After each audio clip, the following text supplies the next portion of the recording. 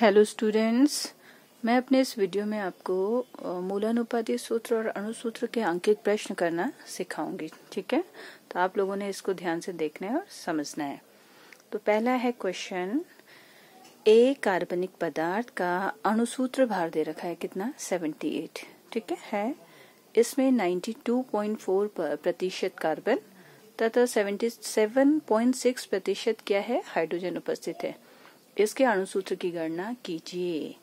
तो देखो, अणुसूत्र का सूत्र हमें पता है n इंटू मूलानुपाती सूत्र होता है। इट मीन्स जो भी हमें ये परसेंटेज दे रखी है कार्बन और हाइड्रोजन की, उससे हमें पहले क्या निकालना होगा, मूलानुपाती सूत्र निकालना होगा। ठीक है, तब अणुसूत्र की बारी आएगी। तो इस तरह के क्वेश्चन जिसमें परसेंटेज दी होती है उसको इस तरीके से करेंगे। पहले एक टेबल बनाएंगे। ठीक है, हमें कार्बन और हाइड्रोजन की देखो कितनी कितनी मात्रा दे रखी है। कार्बन दे रखा है हमें 92.4%। ठीक है, और हाइड्रोजन कितना दे रखा है 7.6%। ठीक है, दोनों को ऐड करेंगे तो 100% है। इट मीन्स जो आपका ये कार्बनिक पदार्थ है ये कार्बन और हाइड्रोजन से बना है। ठीक है, तो इसमें देखो, जब ये वाले क्वेश्चन जो परसेंटेज वाले हैं, हमें एक टेबल बनानी होती है। ठीक है, और इसमें 6 खाने बनाने होते हैं। तो पहले से आपको दिमाग में रख लेना है कि उन खानों में क्या क्या आएगा। सबसे पहला जो होता है खाना, उसमें तत्व, दूसरे में प्रतिशतता, तीसरे में परमाणु भार लिखेंगे। ठीक है, चौथे में जो है परसेंटेज बटे परमाणु भार का क्या है भाग करेंगे। जो नेक्स्ट है आपका टेबल, उसमें परमाणु अनुपात निकालेंगे। ठीक है, और उसके बाद पूर्ण अनुपात, अगर पॉइंट में है तो उसको सरलतम अनुपात में चेंज करने की कोशिश करेंगे। ठीक है, पूर्ण अनुपात में चेंज करेंगे उसको। तो आपको ऊपर की लाइन पहले याद होनी चाहिए और कितने खाने होने चाहिए 1 2 3 4 5 6। ठीक है, तो पहले ये याद होना चाहिए आपको। जब देखो तत्व जो है क्या क्या है इस कार्बनिक पदार्थ में, कार्बन हाइड्रोजन हमने लिख लिया, उनकी प्रतिशतता जो दे रखी है वो लिख दिया। तीसरे में परमाणु भार लिखना है। कार्बन का कितना होता है परमाणु भार 12, हाइड्रोजन का कितना होता है 1। ठीक है, लिख दिया। इसके बाद परसेंटेज को परमाणु भार से भाग करना है, जो आपका चौथा वाला खाना है। ठीक है, तो ये हो जाएगा 92.4 डिवाइड बाई 12। ठीक है, तो कितना आ जाएगा, इसको भाग करेंगे 92.4 को 12 से अगर हम भाग करेंगे तो ये आएगा 7.7। ठीक है, इसी तरीके से जब 7.6 को हम 1 से भाग करेंगे तो क्या आ जाएगा 7.6। ठीक है, नेक्स्ट है परमाणु अनुपात। परमाणु अनुपात निकालने के लिए आपका 7.7 है। ठीक है, और यहाँ है 7.6। इसको भाग किससे करना है। ठीक है, परमाणु अनुपात निकालने के लिए जो ये हमारा इसमें 4th कॉलम में आया है, इसमें जो सबसे कम संख्या वाला है, जैसे ये 7.7 है, ये 7.6 है, सबसे कम संख्या क्या है 7.6।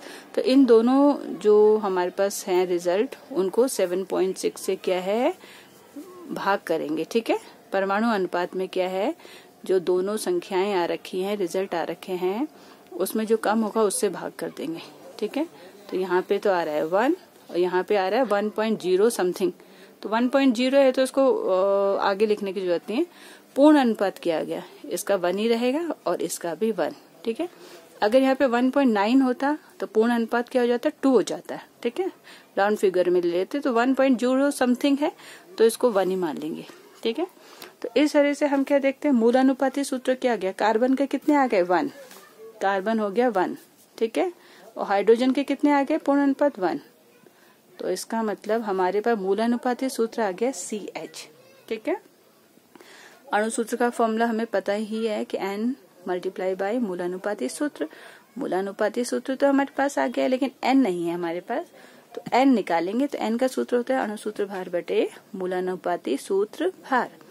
अणुसूत्र भार देखिए, अणुसूत्र भार क्या दे रखा है इन्होंने 78। ठीक है, दे रखा है 78, तो हम 78 को यहाँ लिख लेंगे।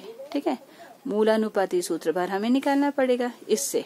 ठीक है, कार्बन कितने हैं 12, हाइड्रोजन कितना होता है 1, तो क्या हो जाएगा 78 अपॉन 12 में 1 जोड़ा 13। तो कितना आ गया इनका मान 6। ठीक है, कितना आ गया 6। अब अणुसूत्र निकल जाएगा, हमारे पास N आ गया। N की जगह हम क्या लिख देंगे 6। मूलानुपाती सूत्र हमारा H, तो ये फॉर्मूला क्या आ जाएगा हमारे पास अणु सूत्र आ जाएगा हमारे पास, क्या आ जाएगा, कार्बन भी 6 हो जाएगा, हाइड्रोजन भी कितना हो जाएगा 6। तो इस तरीके से हमारा क्या है, इस क्वेश्चन का मूल अनुपाती सूत्र भी आ गया CH और अणु सूत्र भी आ गया CH। तो हमें क्या टेबल जो है अच्छे से ध्यान रखनी है। टेबल में कितने कॉलम बनाने, 1 2 3 4 5 6 होने चाहिए। पहले में तत्व लिखेंगे, दूसरे में परसेंटेज लिखेंगे जो दे रखी है, तीसरे में परमाणु भार लिखेंगे, चौथे में परसेंटेज को परमाणु भार से भाग करना है, ठीक है। फिर परमाणु अनुपात निकालेंगे, तो परमाणु अनुपात जो है इनमें से जो भी कम होगा उस संख्या से भाग दे देंगे उसको, और पूर्ण अनुपात लास्ट में कर देंगे, ठीक है। तो पहला क्वेश्चन ये हो गया। अब दूसरा क्वेश्चन समझाती हूँ। दूसरा है आपका,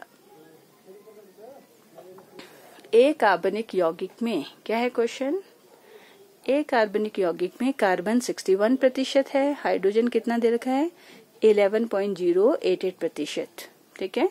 यदि यौगिक का वाष्प घनत्व, यहाँ पे क्या दे रखा है वाष्प घनत्व 59 हो तो उसका मूल अनुपाती सूत्र एवं अणुसूत्र ज्ञात कीजिए यदि शेष ऑक्सीजन उपस्थित हो, ठीक है। तो यहाँ पे देखो इन्होंने अणुभार नहीं दे रखा है, वाष्प घनत्व दिया है। मैंने आपको इससे पहले वाले वीडियो में समझाया था, जब वाष्प घनत्व दिया हो तो अणुभार क्या हो जाता है, वाष्प घनत्व का दुगना, ठीक है। इसको 2 से गुणा कर देंगे तो वो क्या आ जाएगा, अणुभार आ जाएगा, ठीक है। तो पहले तो देखो कार्बन हाइड्रोजन दे रखे हैं, इनको ऐड करेंगे, कार्बन का परसेंटेज और प्लस हाइड्रोजन का परसेंटेज कितना हो गया 61 प्लस 11.88, तो ये आ गया 72.88%, ठीक है। 100% नहीं है, इन्होंने बोला है कि बाकी जो है वो क्या है, ऑक्सीजन है, ठीक है। तो ऑक्सीजन का प्रतिशत निकालेंगे हम, परसेंटेज कैसे निकल जाएगा, 100 से इसको जो आया है इसको माइनस कर देंगे 72.88, ठीक है। तो कितना आ जाएगा, ये माइनस करेंगे तो 27.12%, ठीक है। क्योंकि जो परसेंटेज दिया है इनको जरूर जोड़ के एक बार देख लेने 100% है या नहीं, अगर नहीं है तो मीन्स बाकी क्या है, ऑक्सीजन है उसमें उपस्थित, ठीक है। तो वैसे भी इन्होंने दिया है यदि शेष ऑक्सीजन उपस्थित हो। कार्बन जो कार्बनिक यौगिक है वो कार्बन हाइड्रोजन और ऑक्सीजन से मिलकर बना है। कार्बन और हाइड्रोजन की जब इन्होंने प्रतिशत दे रखा है तो हम ऑक्सीजन की क्या है 100 से माइनस करके क्या है निकाल सकते हैं, ठीक है। तो हमारे पास सबकी क्या है परसेंटेज आ गई है। हमारे पास कौन कौन से तत्व दे रखे हैं, 3 है इसमें, इस कार्बनिक यौगिक में कार्बन हाइड्रोजन और ऑक्सीजन, ठीक है। तो सबसे पहले कार्बन की परसेंटेज लिख देंगे, कितना दे रखा है 61%, हाइड्रोजन दे रखा है 11.88, ऑक्सीजन हमने अभी निकाला है ये क्या है 27.12, ठीक है। कार्बन का जो है परमाणु भार कितना होता है 12, ठीक है। हाइड्रोजन का होता है 1, ऑक्सीजन का कितना होता है 16, परसेंटेज बटे परमाणु भार, ठीक है। यहाँ भाग करना है, 61 को किससे भाग करेंगे 12 से, यहाँ करेंगे 11.88 को 1 से, ठीक है। और तीसरे में क्या करेंगे 27.12 को 16 से। तो 61 को जब 12 से भाग करोगे तो ये आएगा 5.08 के आसपास, ठीक है। इसको ये तो सेम है, 1 से मल्टीप्लाई डिवाइड करेंगे तो सेम आएगा, ये आएगा आपका 1.69 आगे आता रहेगा। तो अप्रोक्सीमेटली इसको 1.7 ले लो, ठीक है। 1.7 ले लोगे तो आपको डिवाइड करने में आसानी हो जाएगी। तो तीनों में सबसे छोटा कौन सा 1.7, तो परमाणु अनुपात निकालने के लिए 1.7 से तीनों को 1 2 3 जो है भाग करेंगे, ठीक है।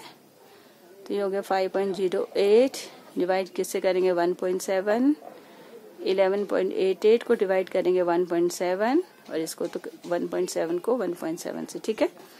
परमाणु अनुपात निकालने के लिए जो भी ये आता है चौथे कॉलम में जो आंसर्स आता है उसमें क्या है जो सबसे कम है जो मान उससे भाग कर देते हैं परमाणु अनुपात निकालने के लिए, ठीक है। इसको जब आप 5.08 को 1.7 से भाग करेंगे तो ये 2.9 के अप्रोक्सीमेट आएगा, ये आएगा 6.9 के अप्रोक्सीमेट, ये तो 1 आएगा, ठीक है। लास्ट में हमें क्या है इसका पूर्ण अनुपात निकालना, तो 2.9 है तो 2.9 को अप्रोक्सीमेटली क्या ले लोगे 3, ठीक है। 6.9 को अप्रोक्सीमेटली ले लोगे 7, ठीक है। कभी कभी जैसे 1.5 होता है तो हम उसको 2 से मल्टीप्लाई कर देते हैं, तो 1.5 को 2 से तो सबको ही करना पड़ेगा फिर, ठीक है, 2 से मल्टीप्लाई। तो इसको हमने अप्रोक्सीमेटली ले लिया 2.9, तो अप्रोक्सीमेटली 3 ही माना जाएगा और 6.9 को 7, क्योंकि पूर्ण अनुपात लिया जाता है सूत्र में। ठीक है, तो इसका मतलब मूल अनुपाती सूत्र क्या हो जाएगा इस फॉर्मूले का? क्या हो जाएगा? कार्बन कितने हैं? 3, हाइड्रोजन कितने हो गए? 7, और ऑक्सीजन कितना है? 1 लिखने की जरूरत नहीं है। तो ये आ गया हमारा मूलानुपाती सूत्र। ठीक है, अणुसूत्र निकालने के लिए फॉर्मूला हमारे पास है n गुणा गए मूलानुपाती सूत्र। अब ये देखो, इसमें हमें क्या है, n का मान निकालना पड़ेगा। ठीक है, n का मान क्या होता है? अणुसूत्र द्रव्यमान बटे मूलानुपाती सूत्र द्रव्यमान। तो अणुसूत्र जो है, अगर हम इस क्वेश्चन को देखें, अणुसूत्र जो है, अणुसूत्र भार नहीं दिया गया है। क्या दिया गया है? वाष्प घनत्व। ठीक है, तो ऐसे केस में अणुसूत्र द्रव्यमान जो है कैसे निकालोगे? अणुसूत्र भार मैंने आपको बताया था, अगर आपका वाष्प घनत्व दिया है तो अणुसूत्र भार जो है उसको 2 से गुणा करके निकाल लेंगे। ठीक है, वाष्प घनत्व को 2 से गुणा करेंगे। तो वाष्प घनत्व अगर देखो तो इसमें दे रखा है 59। ठीक है, क्वेश्चन में कितना दिया है वाष्प घनत्व? देखेंगे आप लोग 59। ठीक है, तो इसका मतलब 59 को 2 से मल्टीप्लाई कर देंगे। मल्टीप्लाई करेंगे तो ये आ जाएगा 118। ठीक है, तो हमारे पास क्या हो गया? अणुसूत्र भार आ गया। तो ये हो गया 118। ठीक है, और मूलानुपाती सूत्र द्रव्यमान आप इससे निकालेंगे। ठीक है, तो कार्बन के 3 परमाणु हैं इसमें, तो मैं यहीं पे निकाल देती हूँ उसका मूलानुपाती सूत्र भार जो है, क्योंकि यहाँ जगह कम हो रही है। ठीक है, तो इसको मैं यहाँ पे निकालती हूँ। कार्बन 3 है और कार्बन का परमाणु भार 12 होता है। ठीक है, हाइड्रोजन के परमाणु 7 है, हाइड्रोजन का परमाणु द्रव्यमान 1 होता है, ऑक्सीजन क्या है? 16। कितना हो जाएगा ये? 36 + 7 + 16। इसको आप जब ऐड करेंगे तो ये आ जाएगा 59। कितना आ जाएगा? 59। ठीक है, तो यहाँ लिख देंगे हम 59। ठीक है, तो 59 को कितने से डिवाइड करेंगे? 59 2 × 118 होता है, तो इट मीन्स n का मान कितना आ गया? 2 आ गया। ठीक है, तो अणुसूत्र क्या हो जाएगा? फॉर्मूला हमारे पास क्या है? n × मूलानुपाती सूत्र। n हमारा 2 आ गया।